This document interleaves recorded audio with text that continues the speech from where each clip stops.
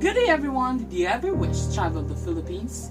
The land of the Orient Seas, located between the South China Sea and the Philippine Sea, the Republic of the Philippines contains a diverse set of landscapes, languages, and cultures. The Philippines is made up of 7,641 islands, of which approximately 2,000 are inhabited. The islands are categorized into three main clusters, namely Luzon, Visayas, and Mindanao. The country is also linguistically diverse, with 8 major dialects and over 175 languages spoken throughout the nation. The official language of the Philippines is Filipino, mainly Tagalog. Now that you guys know the location and the main language used in the Philippines, I'm sharing with you now our main topic for today. The top 4 unique communication etiquettes of the Philippines. Why are they 4 anyways? I don't know, let's just get back to the topic. First on the list is Filipino saying po and opo. This communication etiquette is the most famous one. This word is used to show respect in a Filipino household. Po and opo both basically mean yes in a respectful way, rather than saying oo or yes normally. Po is used to show respect when speaking or called by someone older or person with authority. Also use po when saying salamat or thank you. If you're called by someone older than you, such as your mom, dad, uncle, auntie, or an elderly neighbor, you should answer po. For example, Jasmine, Jasmine, a Filipino child would answer po, which is a polite way of saying yes, or bakit po, which means why politely. On the other hand, opo is used to answer questions that have something to do with actions. For example, have you eaten? It's already lunchtime. Answering with oo means yes, but answering opo would be the polite way. For our second spot on the list, here's Laika. Thank you, Brian. And on our second on the list is Filipinos saying ate, kuya, aling, and bang on strangers. And also calling the friends of their parents tito, which means uncle, and tita, which means auntie, even though they are not related to each other. Like in many other Asian countries, people in the Philippines show their respect to elder population with certain gestures and honorifics before the person's name. Calling someone older than you by only the first name is considered rude and impolite.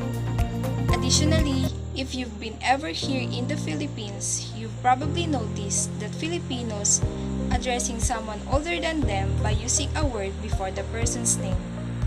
Now let's give some example. We were going to attach the first name of our parents' friend to tito and tita. For example, your parents' friend named Bob. You were going to call him Tito Bob, and if it is Anna, you were going to call her Tita Anna. As simply as that. It is to let them know that we are not only respect them but also love them. That's how Filipinos show respect to elder population. And to share with you the third spot on our list, here's Neil. Thank you, Laika. Our third on the list is Manupo gesture. The younger Pinoy takes the hand of the older person and put in it to forehead just like this. I grab the hand of the older person and put it to forehead just like this. We do this most often into our grandparents, but we can also do this into our titos and titas. People from other races don't understand this gesture. For them, it's just simple to say hi, especially in Western countries. But for the Filipinos, no. For our last spot, here's Eric. Thanks, Niel. And finally, we're in the end of our list. For our fourth spot in Filipino, pointing using their lips when pointing objects or directions.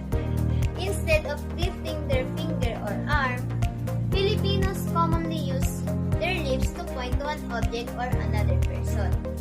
This gesture is called muso and shouldn't be taken as invitation for a kiss. Filipino may point to something by puckering their lips and moving their mouth in the direction they are pointing to. Back to Brian. Thanks, Erica! Now that you guys know the top 4 unique communication etiquettes of Filipinos separate from the rest of the world, I am here again to introduce you to our fellow Southeast Asian country and our neighbor, Thailand. Oh, how about you guys? What are you gonna share with us? Thank you, Brian, for sharing us the unique communication etiquettes in the Philippines. And now, we are here to introduce to you the one of the most visited country in the Southeast Asia, the land of smiles, Thailand. The Kingdom of Thailand is an Asian country situated in the heart of Southeast Asia. Thailand is bordered by Myanmar, Laos, Cambodia, and Malaysia. For most of its history, the country was known as Siam. The Thailand has 1,430 islands. Yes, 1,430 islands with incredible temples, beaches, cultures, world-renowned food, and act as a hub for the travelers. While the official Thai language is widely spoken throughout Thailand, many Thais is also speak and understand English. Now that you know the overview of Thailand, let us learn about some communication etiquettes in their country. Let us discover the top 5 unique communication etiquettes of the Thailand. Let me introduce Adeline to discuss the first etiquette. Thanks, Christine. Our first etiquette of a Thailand is a Thailand's Y greeting. It is traditionally given by a younger person to an elder by placing the hands together in a prayer position with a slightly bow of the head. It is a common way of saying hello and being friendly.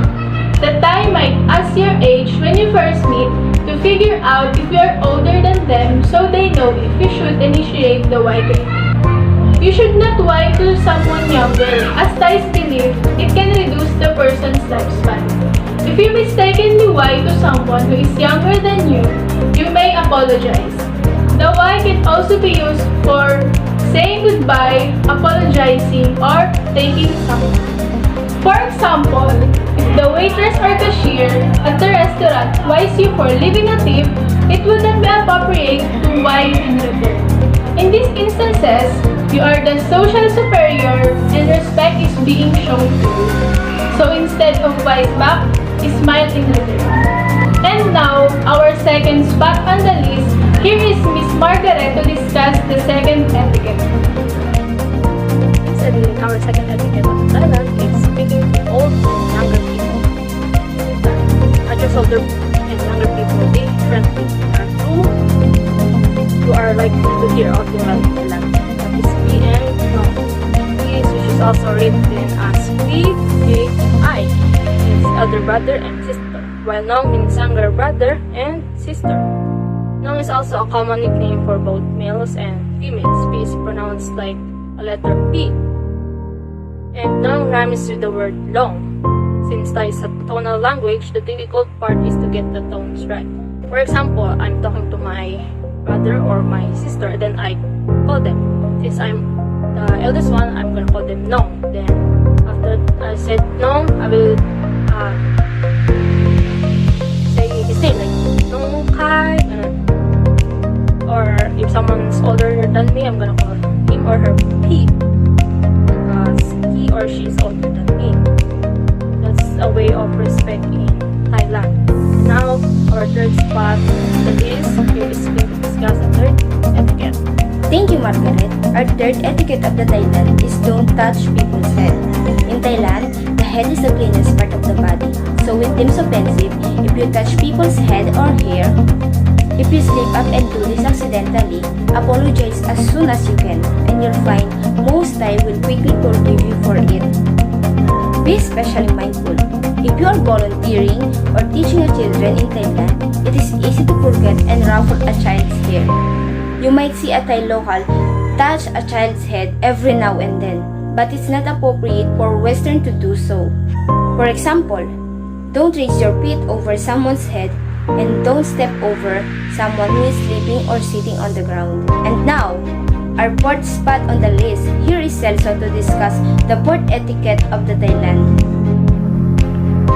Thanks, Queen. Our fourth etiquette of the Thailand is the feet. Traditionally, Thais considered feet to be the lowest and filthiest part of the body. As such, pointing your feet at another person or sacred items such as statue of the Buddha is considered extremely disrespectful. This is something of added importance for foreigners who are often accustomed to crossing their legs while seated and are not usually aware of the direction in which their crossed foot is pointed. And like many Asian cultures, it is nearly universally required to take your shoes off before entering home, businesses, or even local stores. For example, putting your feet up on a table is considered rude. And for the last spot on the list, here's Christine to discuss the fifth etiquette. Thanks, Cecil. And finally, we are in the end of our list. Our last etiquette is about hands. When presenting or receiving money, like food, gifts, or money, it is respectful to exchange items using two hands. In general, the left hand is considered unclean. Traditionally, the left was the wiping hand. The left hand is not used to eat, to receive gifts, or to shake hands.